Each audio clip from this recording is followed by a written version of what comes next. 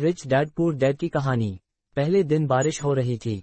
जब रोहन अपने मित्र से मिलने जा रहा था तो उसके पास थोड़ा नकदी नहीं थी।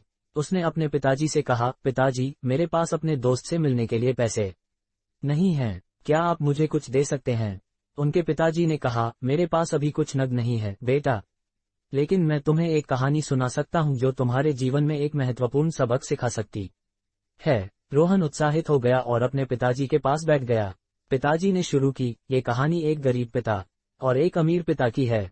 इस कहानी के माध्यम से उनके बच्चों को अर्थव्यवस्था के बारे में महत्वपूर्ण बातें सीखने का अवसर मिला। पहले पिता का नाम होता है हरीश और दूसरे पिता का नाम होता है विजय।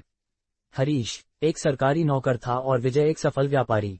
हरीश की आर्थिक स्थिति बहुत कमजोर थी। वह दिन रात मेहनत करके अपने परिवार की जरूरतों को पूरा करने की कोशिश करता था। विजय का अर्थव्यवस्था में बहुत सारा धन था और वह अपने परिवार के साथ आरामदायक जीवन बिता सकता था। एक दिन हरीश ने अपने बच्चों को एक गरीब लड़के के साथ खेलते हुए देखा। उसने अपने बच्चों से पूछा, तुम्हें क्या लगता है, क्या वह लड़का गरीब है या धनी है? उनके बच्चों ने मुंह चिढ़ाते हुए कहा, वह तो गरीब है पापा, उसके पास अच्छे कपड़े नहीं हैं और वह एक छोटे घर में रहता है। हरीश ने उनसे कहा, लेकिन क्या तुम ये जानते हो कि उसके पास आर्थिक रूप से उसके माता पिता की तुलना में ज्यादा पैसे हैं? उनके बच्चों को चकित हो गया और वे उनसे पूछने लगे, पर पापा कैसे हो सकता है? हरीश ने कहा, वह गरीब नहीं है बेटा, उसके पास आर्थिक संसाधन नहीं है, लेकिन वह अपने ज्ञान और कौशल से अपनी आर्थिक स्थिति सुधार सकता है। इसलिए धनी बनने के लिए सिर्फ पैसे होना आवश्यक नहीं है। विजय के बच्चे रोहन ने इस बात को सुना और वह इंटरेस्ट हो गया। उसने खुशी से अपने पिताजी से पूछा, पिताजी, क्या आप मुझे बता सकते हैं कि मैं अगर धनी बनना चाहता हूं तो मुझे क्या करना चाहिए? विजय ने आवाज में कहा, रोहन, एक सफल व्यापारी बनने के लिए तुम्हें बचपन से ही व्यापार की दुनिया के बारे में सीखना होगा।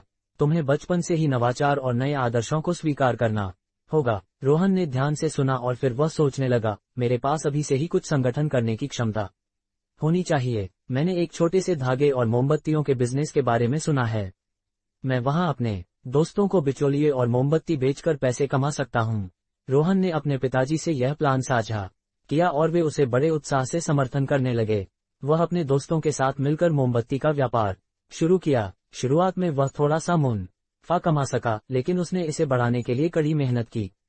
वह नई विपणन रणनीतियां सीखने, अच्छी गुणवत्ता वाली मोमबत्तियां बनाने और ग्राहकों को संतुष्ट करने के तरीकों पर ध्यान देने लगा। इस प्रक्रिया में वह मुश्किलों का सामना करना सीखा और उसने व्यापार की दुनिया के बारे में बहुत कुछ सीखा। समय बीतते हुए रोहन का व्यापार बढ़ता गया। उसने अपने व्यापार को बड़ा किया और अपनी मोमबत्तियों की एक छोटी संगठनात्मक यूनिट स्थापित की। उसने दूसरे लोगों को अपने यूनिट में रखकर बिजनेस की स्केलिंग की और वह अपने अंतिम लक्ष्य के पास आ रहा था, अपना खुद का सफल व्यापारी बनना। ये कहानी हमें ये सिखाती है कि सफलता और धन बनाने के लिए सिर्फ पैसे होना जरूरी नहीं है। अपने कौशल, ज्ञान और मेहनत के माध्यम से हम किसी भी क्षेत्र में सफलता प्राप्त कर सकते हैं। एक धनी पिता बनने के लिए ज्ञान, कौशल और संगठन कौशल भी महत्वपूर्ण होते हैं। रोहन की कहानी से हमें ये भी सीख मिलती है कि बच्चों को अर्थव्यवस्था के बारे में समझाना भी आवश्यक है। हरीश ने रोहन को सिर्फ पैसों के महत्व के बारे में सोचने के बजाय आर्थिक स्वतंत्रता के महत्व को समझाया। इससे रोहन ने अपनी सोच को बदलकर अपने लक्ष्य की ओर ध्यान केंद्रित किया और स्वयं को समृद्धि और सफलता की ओर दिखाने का मार्ग चुना। इस कहानी से हमें ये संदेश मिलता है कि हमारी आर्थिक स्थिति हमारे जीवन का सबसे महत्वपूर्ण हिस्सा नहीं है, बल्कि हमारी चुनौतियों के साथ कैसे निपटते हैं और अपने कौशल और नौसिखियों का उपयोग करके कैसे सफलता की ओर बढ़ते हैं, वही हमारी वास्तविक सामर्थ्य होती है। धन तो एक उपकरण है, लेकिन हमारे सोच, कौशल और कर्म ही हमें वास्तविक सफलता और आर्थिक स्वतंत्रता देते हैं। इसलिए हमें न केवल धन की आवश्यकता है, बल्कि धन को प्राप्त करने के लिए अपने स्वयं के विकास पर ध्यान देना चाहिए। इस प्रकार ये कहानी हमें धनी पिता और गरीब पिता के बीच आर्थिक मामलों और सफलता के बारे में महत्वपूर्ण सबक सिखाती है।